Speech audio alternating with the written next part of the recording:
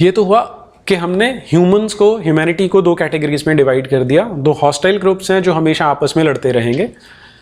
दूसरा है कि जो ये पैगंबरवाद या जिसे हम प्रोफेटिज्म कहते हैं, इन्होंने गॉड को भी अदराइज किया हुआ है कि गॉड भी अदर है।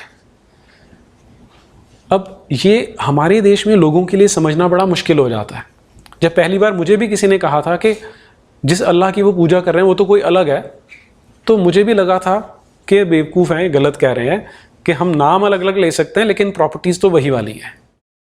तो हमारे देश का जो कल्चर है, यहाँ का जो माहौल है, वो बिल्कुल ऐसा है कि चीज़ समझनी बड़ी आसान नहीं है, या जो कहता भी हम उसे मूर्ख समझ लेते हैं, हम उसकी बात समझने की ट्राई नहीं करते। जबकि उनके स्क्रिप्चर्स में ये सारी चीज़ें बड़ी क्लियरली बताई गई हैं कि वहाँ पर सिर्फ ह्यूमंस को अलग अलग नहीं किया जा रहा, वहाँ पे गॉड को भी अलग अलग किया जा रहा है। इसका एग्जाम्पल मैं बाइबल में से ले रहा हूँ। ये ओल्ड टेस्टामेंट है, ड्यूटरोनॉमी चैप्टर नंबर 13। आप पहले इसका टाइटल ही देख लें, वर्शिपिंग अदर गॉड्स। ये जो टाइटल है यही बताता है कि गॉड्स भी कई तरह के हैं, एक हमारे वाला है और एक दूसरे वाला है। तो वर्शिपिंग अदर गॉड्स, जो हमारे वाले नहीं हैं वो अदर गॉड्स हैं। अब इसकी जो डिटेल है वो देखते हैं।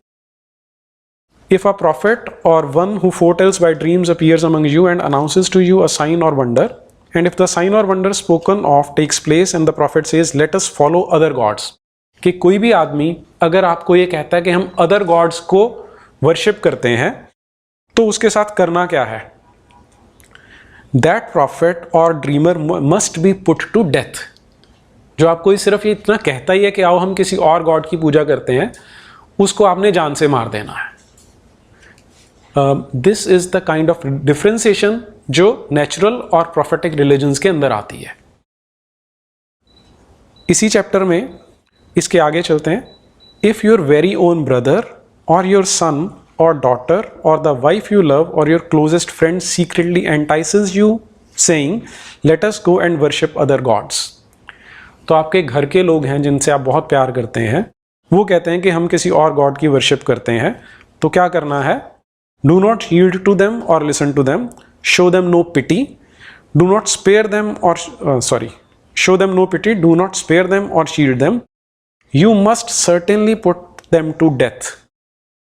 सिर्फ इसलिए कि वो किसी और गॉड की पूजा करने की बात कर रहे हैं, आपने उनको जान से मार देना है, उन पे कोई दया नहीं करनी। Your hand must be the first in putting them to death and then the hands of all the people.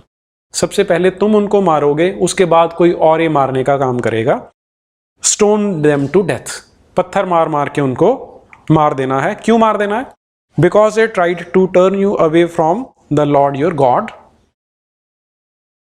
तो जो गॉड है वो कमांड देता है कि अगर मेरे अलावा किसी और गॉड के बारे में पूजा की जाती है, उसकी वर्शिप की बात भी की जाती है, तो इर्रिस्पेक्टिव ऑफ कि वो कौन है, वो आपका भाई है, आपका बेटा है, आपकी पत्नी है, आपका दोस्त है, आपने उनको जान से मारना है। तो ये सेकंड पार्ट है जहां पे प्रोफेटिक रिलीजन्स अलग हो जाते हैं कि सिर्फ ह्यूमैनिटी को नहीं, ये गॉड को भी अदराइज करते हैं कि दूसरा गॉड अलग है, हमारे वाला उससे सुपीरियर है।